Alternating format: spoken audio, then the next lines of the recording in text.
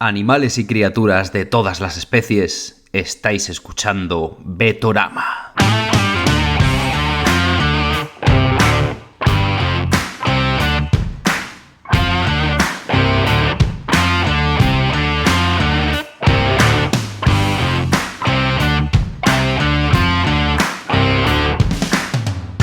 Betorama, un podcast de veterinaria y mucho más. Bueno, realmente habláis de lo que os da la gana, con la excusa de la veterinaria, eso sí.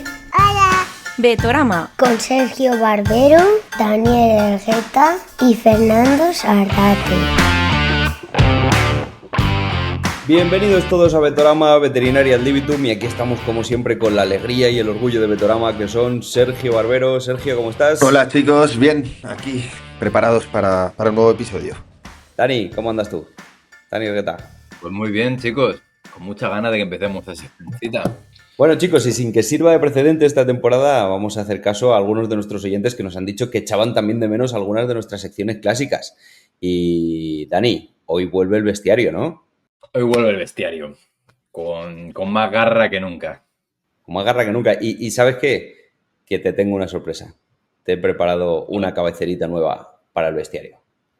¡Hala! Disfrútala, aquí te la dejo. ¡Vamos! en Betorama, el bestiario, con Daniel Elgueta.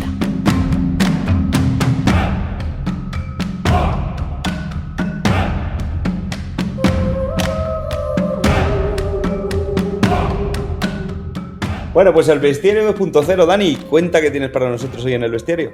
Bueno, chicos, pues vamos a empezar esta historia poniéndonos un poco en situación de un sitio, un lugar en Europa y un hallazgo. Algo que chocó bastante a sus descubridores en su momento. Estamos en el sur de Alemania, en 1930. Una cueva, se llama Vogelherd, está cerca del actual Ulm. Se hallaron unas pequeñas figurillas talladas en hueso, concretamente en hueso de mamut y también colmillo, y asemejaban animales.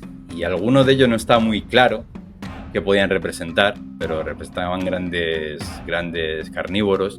Pero en un par de ellos sí estaba claro que lo que representaban era un león, o por lo menos un gran felino. Nos vamos un poco más adelante, casi 10 años más tarde, y en la cueva de Hohenstein-Stadel, también en el sur de Alemania, pues se encuentran una figura que sería ya totalmente un clásico y una obra maestra del arte del Paleolítico, que hoy en día conocemos como del Löwenmensch, el hombre león. Es una figura de 31 centímetros de alto, tallada en marfil de mamut, y representa una figura de cuerpo humano con la cabeza de un león. Es la primera representación artística en la cual se halla esta idea, ¿no?, de abstracción, de mezclar rasgos humanos y animales en un mismo ser. Y aquí empieza nuestra historia.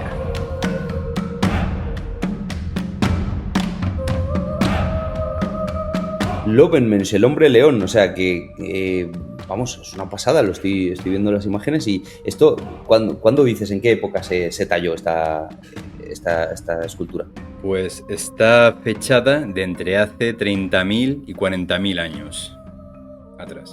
O sea que, y se cree que es algún tipo de deidad o algún tipo de... Bueno, contanos un poco de dónde viene toda esta imagen. Sí, bueno, esta estatuilla tiene como algunos rasgos así en el cual hacen pensar que podría ser la representación de un dios o quizás de un hechicero. Tiene una serie de surcos así en un brazo que podrían representar a lo mejor cicatrices o escarificaciones o algún tipo de pintura o de adorno así ritual, ¿no? Pero bueno, todo eso son suposiciones. Hay muchas cosas que no se conocen de la figura, ¿no? Como si era masculina, o sea, si era un hombre o una mujer. Se le bautizó como Löwenmensch al principio, pero luego se puso un poco en duda porque hacía pensar en algunas facciones que podía ser a lo mejor una mujer, tal. Eso incluso es, a día de hoy, es un poco un debate, ¿no? No está claro. El tema es que lo que daba mucha importancia a este descubrimiento era la adoración que tenían los seres humanos, ¿no?, ya en la Europa, ¿no?, de la época del Paleolítico, por los leones. lo cual quiere decir que convivían con ellos y a los cuales tenían un respeto especial, ¿no? Para que fueran parte también así de sus deidades o de su culto, ¿no? En concreto. Y entonces, de lo que vamos a hablar hoy, hemos empezado con esto, de la estatuilla, pero vamos a ir directos a por el bicho, vamos a hablar de lo que era el león de las cavernas. El león de las cavernas,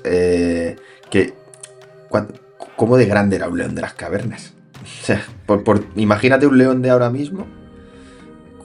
¿En cuánto estaba? ¿Cómo era? ¿Qué aspecto físico tenía?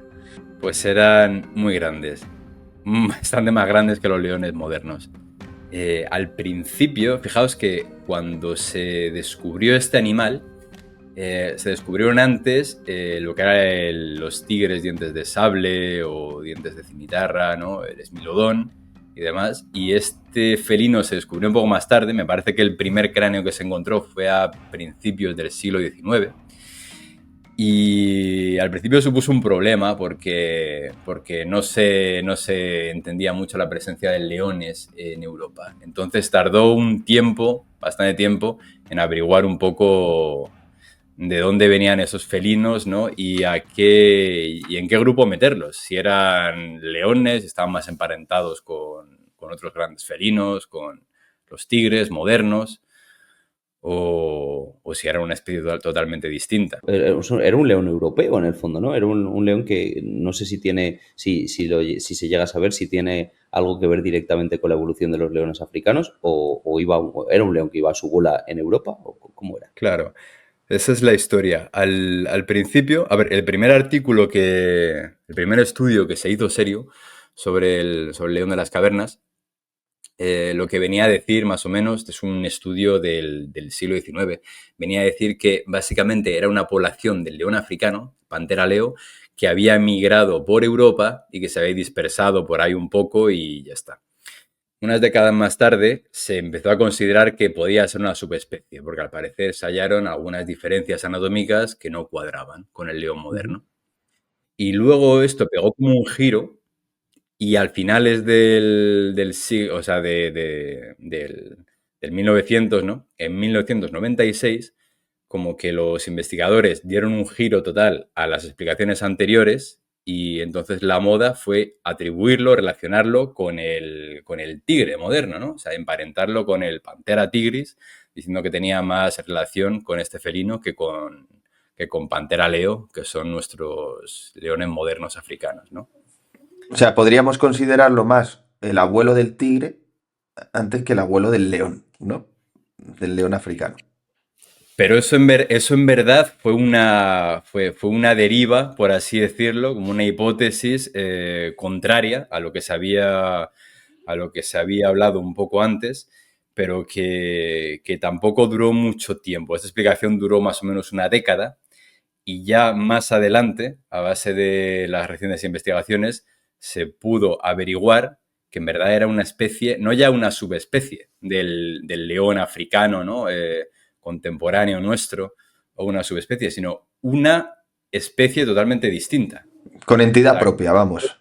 Exactamente. Si hubiéramos cruzado un león de las cavernas con un león moderno, pues o no habrían dado ningún vástago viable o habría pasado como entre leones y tigres, que se había producido una cría, pero seguramente infértil, ¿no? Y cosas así.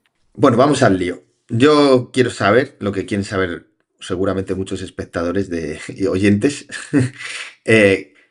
¿Cómo era este bicho de grande? O sea, yo me pongo al lado de un león, hay leones enormes, ¿vale? Joder, Hay muy fotos increíbles de cruces de tigre con león, ¿no? El ligre o el tigrón, todos estos híbridos que hacen, que los ves y son espectaculares. Es que un león ya te mide 3 metros de largo. Sí, o sea, es increíble. ¿Cómo era este? Y sobre todo, ¿qué mandíbula tenía? Tenía también estos caninos a modo de cimitarra, ¿no? Como el diente de sable. ¿Y por qué era de las cavernas? Porque eso es algo un poco raro, ¿no? O sea, nosotros no Sí. Hoy en día no hay grandes felinos que se metan mucho en cavernas, ¿sabes? Es verdad. Y esas preguntas buenas, claro, porque ¿por qué las cavernas? Claro, ¿a qué viene esto? Bueno, al principio ya sabéis que durante mucho tiempo existía un poco la convención de que todo lo antiguo, todo lo paleolítico, por así decirlo, era de las cavernas. Todo el mundo vivía en Sí. cavernas. Los seres El humanos, apellido. los osos, había oso cavernario, león cavernario, todo el mundo estaba metido en cavernas en aquella época. Y es un poco una idea falsa, pero que caló al final un poco en el inconsciente En el colectivo, ¿no? imaginario colectivo, ¿no? Exacto. Justamente porque muchos de estos restos fósiles o de huesos bien conservados se han encontrado en cavernas. ¿Por qué? Porque es el entorno ideal para que se conserven restos óseos, ¿no? Lugares secos que suelen estar al abrigo de todo, humedades, depredación, tal. Son como cápsulas, por así decirlo, del tiempo, donde se guardan muy bien restos, ni siquiera tienen que ser fósiles, directamente restos óseos que pueden tener una barbaridad de miles de años, ¿no? Claro, y eso puede tener que ver Entonces, incluso con seres humanos que cogieran esos restos y se los llevaran para adentro, a las cavernas, ¿no? ¿Se entiende? claro, una explicación que se ha dado es que al parecer, bueno, el león de las cavernas, que le vamos a dar ya, por cierto, su nombre científico, que se lo ha ganado, que es el que tiene hoy en día, es Panthera spelaea, ¿no? Como espeleo, de cueva. De Sí, caverna, ¿no? de cueva. Como de las cavernas, pero en fino, sí. Claro, león de cueva o león de caverna. Pues hay que entender que tenía una dieta muy amplia, porque en la época en la que estuvo en el continente, pues prácticamente era de los depredadores el que estaba prácticamente más en la cima, porque se alimentaba a su vez de otros grandes carnívoros, de crías sobre todo. Y una de estas crías a las cuales acechaba y atacaba, iba a buscar directamente en sus refugios, era el oso. Pues los osos tipos de hocico chato, este tipo de oso prehistórico que había en América, o su equivalente en Eurasia. Entonces, muchos huesos se han encontrado del Panthera leo cerca también de restos óseos de estos osos, en las cuevas. Y se juega con la idea de que justamente fue en estas emboscadas, en los cuales a lo mejor un león de las cavernas podía ser rechazado o atacado a su vez por la madre de los etno, ¿no? Y Claro, muerto en el repelido el lugar ataque, mismo. claro. Mm. Sí, sí, un ataque que salió mal y ahí te encuentras los huesos, claro.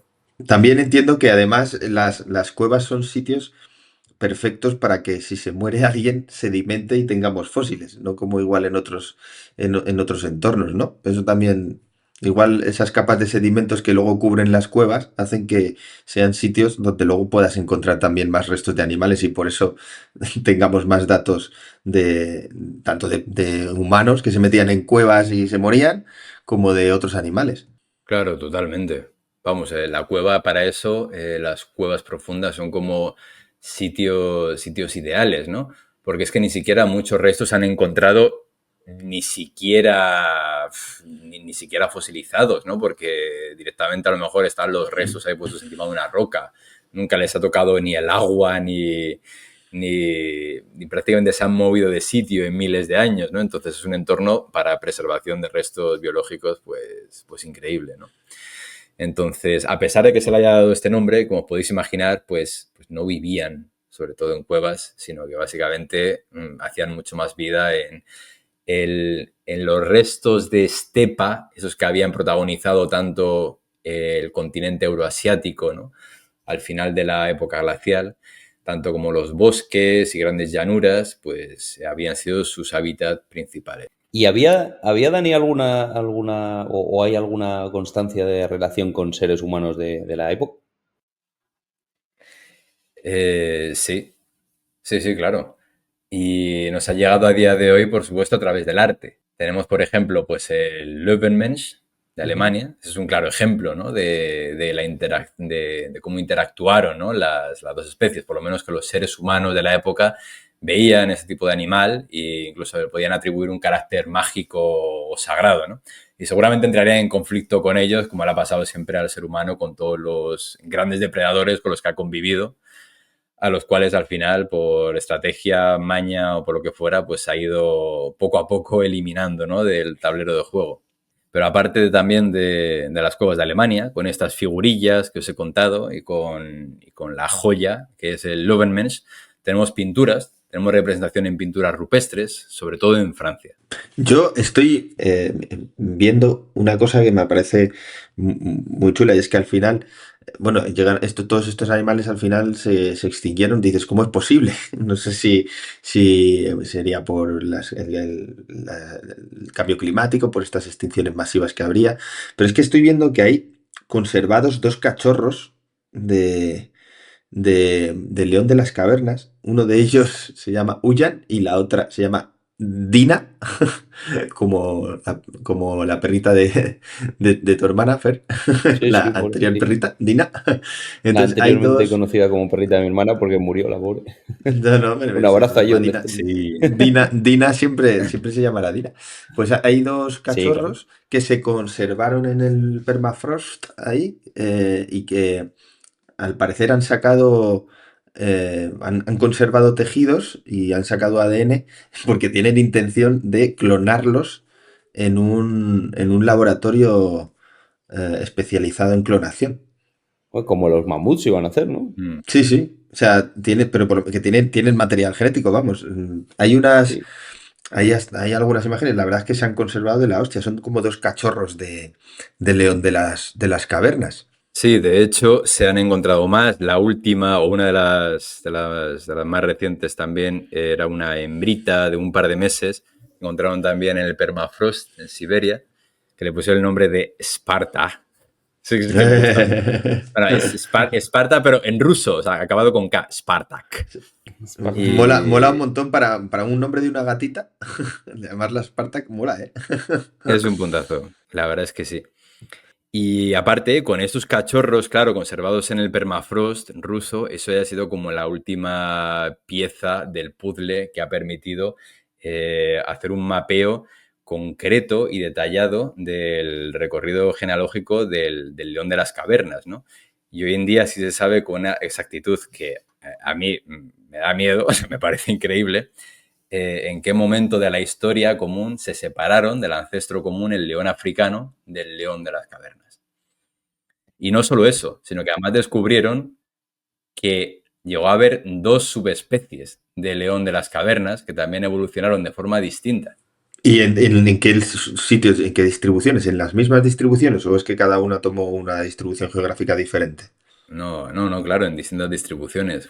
Ya sabes que para que esto pase, generalmente las poblaciones tienen que separarse o incluso aislarse, ¿no? Ujú. Y para que os hagáis una idea, este animal fue el prácticamente superdepredador desde la península ibérica, donde, por cierto, hay un esqueleto muy bien conservado que, Fer, tú podrías ir a visitarlo un día de estos, ¿Tenemos ¿te uno apetece? aquí cerquita? Porque está en Guipúzcoa, Para allá que voy. exactamente. Está aquí, vamos, ahí al ladito, en la localidad de Oñati, y se llama el León de Arricruz. Ostras, Y es un estos... esqueleto casi entero de león de las cavernas que tienes ahí al lado para ver. Bueno, conociendo a los guipuzcoanos, seguro que han dicho que es una subespecie suya y que, que estás...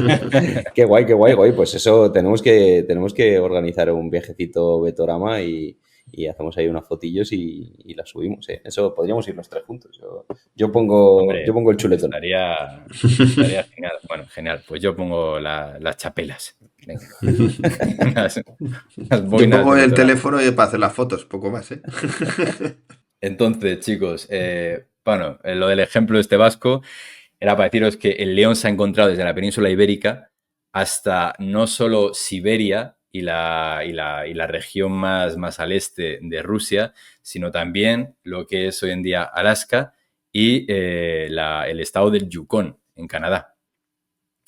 Entonces, claro, se entiende que el león atravesó el estrecho de Bering en el mismo momento en el que estaba congelado y por donde también pasaron los seres humanos en su momento. Oh, En aquel entonces, toda esa época, desde al oeste, el río Lema en Rusia, que nace en el Tíbet, ¿no? Y que separa toda esta esquina así derecha de Rusia, hasta lo que es en Canadá, donde empieza el Yukon, donde se ha acabado Alaska, toda esa parte era atravesable por vía terrestre, el nivel del mar era mucho más bajo de lo que es hoy en día y había además grandes glaciares por donde se podía atravesar a pie. Toda esa región se llamaba Beringia Y claro, hoy en día no existe, pero cuando subió el nivel del mar, se deshizo el hielo y todo, y el clima empezó a parecerse al que tenemos hoy en día, pues todos los leones se quedaron al este, en el continente americano, empezaron a evolucionar por su propia cuenta y crearon la subespecie, por así decirlo, americana. Una americana y otra en Eurasia, entiendo, ¿no? Esas son las dos subespecies. Eso es. El euroasiático es más grande. Mira, Sergio, antes me has preguntado de tamaño, pues por lo que he ido encontrando, el tamaño máximo que podían alcanzar esos animales podía ser de alto 1,5 metros a la cruz Hostia, y de largo superar los 3 metros joder. y de peso casi la media tonelada. O sea, imaginaos Hostia, un gato de... 400, 500 kilos, ¿sabes? De gato. Claro, Madre mía. un león, para ponerlo en referencia, un león estamos hablando de unos 250 o por ahí, ¿no? Un león actual, quiero decir, un león africano. Sí, Pero junto con claro, unos estamos... 2 metros de longitud desde hocico a cola, quizá un poco más en ejemplares muy grandes, y de altura a la cruz hasta la punta de hombro, un metro Un con metro... un metro. Sí, Poco. Sí, Claro, pues sí. estamos hablando del doble algo de así. bicharraco, más o menos. Sí, sí, una buena O más, pasada. incluso. Y a mí hay una cosa, en estas historias, vamos, me llama siempre mucho la atención, es, vale, tenemos un superdepredador, es el rey del mambo, tiene aquí, se encuentra en la pirámide alimenticia, en la cima total. ¿Por qué? ¿Por qué se extingue? ¿Y cuándo se extingue? ¿Cuánto dura ahí su prime? O sea, ¿cuánto podemos decir? En España había leones de las cavernas, ¿hasta qué época? Y sobre todo, ¿por qué? O sea, o sea, ahora mismo lo máximo que tenemos es un lince como felino grande, ¿sabes? Aquí no creo que el lince fuera Hmm, hmm. el más listo de la Ya, clase.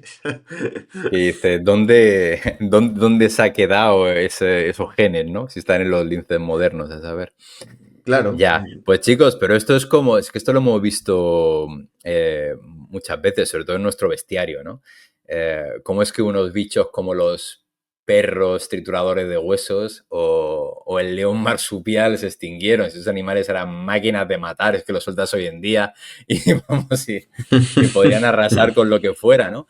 Pero sí, parece que bueno, que al león de las cavernas pues le pasó un poco sobre todo lo que se esgrime muchas veces como explicación para la desaparición de esos animales, que son, en primer lugar, el cambio climático, o sea, el final de la glaciación llevó a cabo, provocó un cambio medioambiental en toda Eurasia enorme, ¿no? De repente el clima se calentó muchísimo y lo que era todo el entorno salvaje que hasta aquel entonces había dominado todo el continente durante cientos de miles de años, que había sido este entorno que llaman la estepa de mamuts, o sea, como una tundra gigante que se extendía desde el centro de Europa hasta el este de Asia, pues todo aquello se había ido sustituyendo paulatinamente por bosques, por regiones mucho más cálidas y más húmedas, ¿no? Que de alguna manera, aunque pareció un entorno más amable, lo que hicieron fue empujar a la desaparición de muchísimos de los herbívoros que vivían antes en la estepa de mamuts, incluidos los propios mamuts, el rinoceronte lanudo, los caribús y muchos de los grandes herbívoros, ¿no? Aquel Entonces, cambio entiendo que esto era al final la estaban reacción en muy cadena, ¿no? adaptados, claro. Claro. Entonces, Y entonces, pues esto es como si ¿qué es lo que peor le sienta al lince en el sur de la península? Pues que que no haya desaparezcan los conejos, ¿no? conejos. Pues ya está. Ujú. Claro. Entonces, una de las razones fue esa. La otra, y también, bueno, se toca un poco así con más tiento, con más... A Hay más saber hasta qué controversia. punto, Ujú. hasta ver hasta qué punto fue realmente esa la razón, pues también la presión del propio ser humano, ¿no? La presión de la caza y la expansión de los seres humanos. Porque sí que es verdad que a nivel de fauna salvaje tampoco parece ser que tenían muchos grandes competidores. No fueron como en el caso de los perros trituradores de huesos. Se sabe que los felinos les empujaron en gran parte a la extinción porque eran mejores cazadores que ellos, pero el león de las cavernas era en principio como un carnívoro de lo más alto de la pirámide, ¿no? Bueno, a mí se me ocurre así, sin tener mucha idea del león de las cavernas, que como cualquier gran felino necesitaría para cazar seguramente sus espacios abiertos, ¿no? Y en el momento en que todo se llena de vegetación y llegan los bosques, etcétera, pues a lo mejor se le hacía todo también un poquito más complicado para desplegar su potencial. Porque un tío de 400 kilos o de 500 kilos no se pone a correr de 0 a 100 enseguida. Yo creo que necesitará un recorridillo, ¿no? Necesitará con esa potencia de galopada que debería tener. Sí, hombre, desde luego lo que sí podemos ver a día de hoy, para hacer una comparativa, así un pequeño experimento mental, es que los leones cazan muy bien ¿dónde? ¿Cuál es su entorno? En la En la sabana, sabana, ¿no? Entonces, no hemos visto leones que Te voy a corregir, son vaya las leonas estupendamente. las que cazan bien. De hecho, son las leonas, sí, cierto. Los leones son Ay. bastante torpes y aún así, con todo y con eso, son animales con un porcentaje de éxito bastante pobre. ¿Eh? O sea, pensad que creo que el depredador, el carnívoro africano más letal es el licaón o el perro salvaje, que llaman, y mucho más que el león. Y creo que tiene un 60-65% de letalidad en sus intentos. O sea, ese es el más letal. Y ese es el que cuando más. ese es el que más. O sea, Ya, ya. imaginaos, también por la fuerza de la manada, ¿no? Al final. Pero es verdad que la mayor parte de la realidad es que las presas están muy bien preparadas contra los depredadores. O sea, los depredadores tienen que ganarse el pan sudando sangre. Entonces yo me imagino también que además entiendo que estos leones de las cavernas eran solitarios, ¿no? No, para nada. ¿No? Y no, porque también eso nos ha llegado un poco a través del arte de nuestros ancestros. Pero bueno, Ujú. solo para terminar por la comparativa antes que estaba haciendo, que obviamente los leones modernos harán sus diferencias con estos otros leones, pero la idea es que no nos imaginamos leones o leonas al mismo caso, da igual, cazando en la jungla o en un pantano. No, por lo que sea, por su morfología, no están hechos para ello, ¿no? Entonces, yo creo que justamente al calentarse tanto el continente, pues esto dio lugar a otros entornos que ellos no se lo ponían nada fácil para cazar. Pues es curioso, porque los leones creo que son de los únicos felinos familiares o gregarios, ¿no? Porque casi todos los felinos viven en solitario.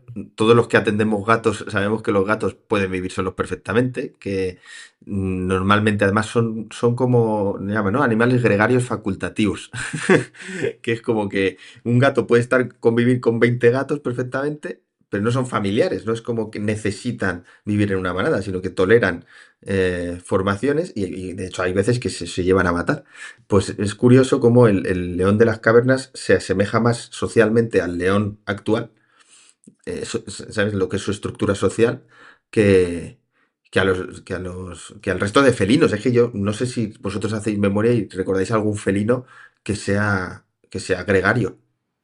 Porque No, hay me grupos parece que el de león... tres, cuatro guepardos, a lo mejor, porque están hermanados, porque hay 3 o 4 hermanos ¿sabes? Pero en No, general, Si no hay está claro crías de que por medio, no. igual, ¿no? Claro, no. en los felinos modernos el león es el único que realmente forma esas manadas tan grandes, ¿no? Ujú. Y en esto pues sí que es verdad que el león de las cavernas se debe aparecer bastante, pero de esto lo sabemos por qué. Pues por una pintura rupestre, otra vez, Qué bueno. que hay en Arte Francia, otra vez. en las cuevas de Chauvet, que a día de hoy, bueno, se ha construido una réplica y es la mayor cueva replicada, ¿no?, de todo el mundo. Es una pasada, está en el sureste de Francia, en la región de Ardèche, y ahí hay una escena en la cual, o sea, muy bonita, por cierto, recomiendo muchísimo que la veáis, en la cual se ven a los leones cazando en manada, cazando en grupo. Y además con un comportamiento que recuerda mucho a los leones modernos, ¿no? Se les ve como en paralelo entre ellos, como acechando juntos, ¿no? Así como en filas y demás. Y es muy chulo de ver.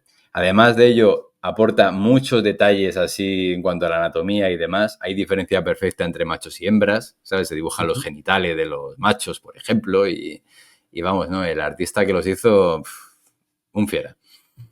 Un fiera, nunca mejor dicho. Oye, estaba pintando fieras al fin y al cabo. Bueno, ¿cómo lo imagináis? Lo primero, ¿cómo imagináis vosotros un león de las cavernas? A ver. Yo me lo imagino como un león grande. O sea, de hecho, sin melena, porque no sé por qué me lo imagino sin ese dimorfismo sexual, sino como sin melena, y me lo imagino pues como un león más grande y como más, siempre te lo imaginas como más rústico todo, así más grotesco, ¿no? O sea, como un animal más grande, menos fino, o sea, un perfil muy cóncavo así, ¿sabes? Con una cabeza muy ancha, un hocico más reducido, no sé, me lo imagino. Y luego tendría que tener no melena, pero un pelaje en general más denso, porque si es un animal de frío, pues entiendo que tendría como eso, ¿qué son? Elefantes, pues mamuts, rinoceronte lanudo, león de la jarana, pues león con lana, pero sin melena. Ahí está. De hecho, mira, voy a empezar por eso, por lo del pelo. Es una cosa que hemos podido, que a día de hoy sabemos muy bien, justamente por los cachorros encontrados, por las momias que se han encontrado en Siberia. Y es que al parecer estaban recubiertos como por un jerseycito de pelo así muy fosco y rizado que los cubría Hostia. totalmente.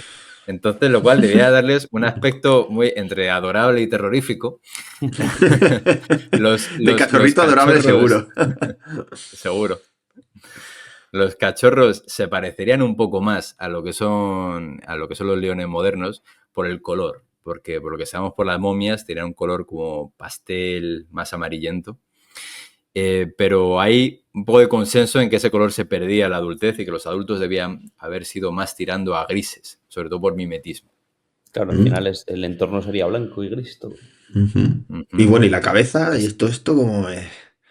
Bueno, y luego, Sergio, lo que has dicho, pues ahí la has dado. ¿Dónde está la melena? El león de las cavernas no tenía melena, el macho. Eso es algo que también sabemos muy bien, tanto por el Löwenmensch, es un león pero sin melena, y los que se han dibujado tanto en Chauvet, por cierto, en Lascaux también, las míticas cuevas Sí. del centro de Francia, también hay una escena en la cual salen los leones. Nunca se les dibuja con melena, con lo cual se entiende que eso no formaba parte del dimorfismo sexual. No había melena de ningún tipo. Y en cuanto a sus rasgos, pues analizando los huesos, sí se ha descubierto diferencias significativas con el león moderno. Algunas bastante curiosas. Por ejemplo, igual os los imagináis con los piños bien grandes, ¿no? Con unos colmillos estilo Sí. ahí, Smilodon. Yo sí, claro. Total. Pues la verdad es que no. De hecho, tenían los colmillos más pequeños que los leones modernos. Lo que sí tenían, fijaos qué curioso, son los incisivos más grandes. O sea, como la primera parte de La la boca, piñata, pues como con unos la dientes piñata. más potentes. La piñata era más grande. Bueno, a día de hoy tampoco se sabrá del todo por qué, pero no tanto peso en unos colmillos grandes, ¿no? Sino en un resto de dientes más desarrollados, quizás porque a lo mejor igual pues comían un poco de todo. Entonces, por un lado eso, lo de la cabeza cuadrada sí, pero el hocico al parecer era bastante largo, eran poco hocicudos, entre comillas, y tenían el hueso, el arco cigomático muy marcado, o sea, como si tuvieran unos buenos pómulos así, ¿no? Muy desarrollados, muy marcados.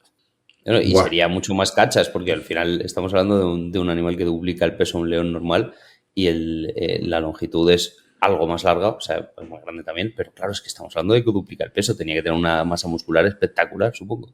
Pues sí, seguramente, aunque yo creo que también justamente por eso y por todo ese peso, a lo mejor tendría un aspecto un poco más gigantón, un poco como los Anchote. tigres, ¿no? Que parece que se caen para abajo, ¿no? Que son así como tan pesados que parece como que se les va todo un poco para abajo, ¿no?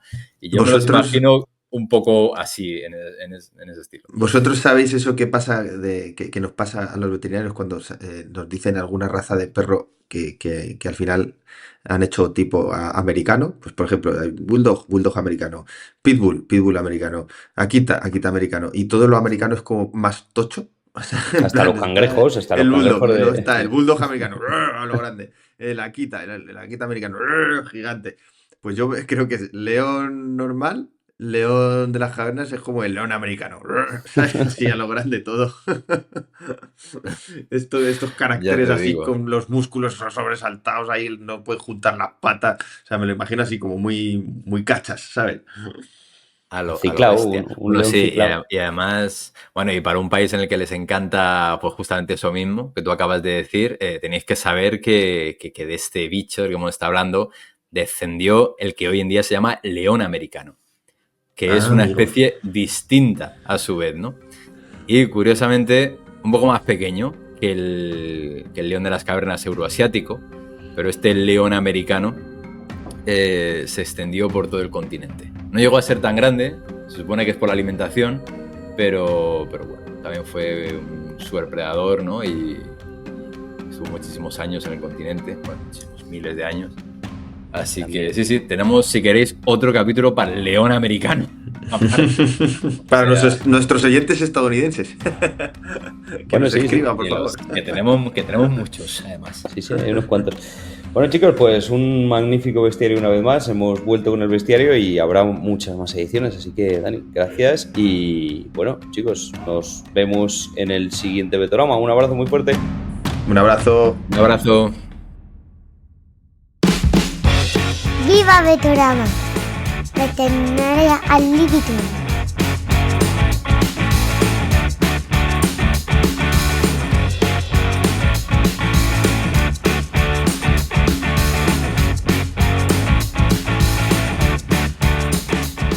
Suscríbete a Betorama.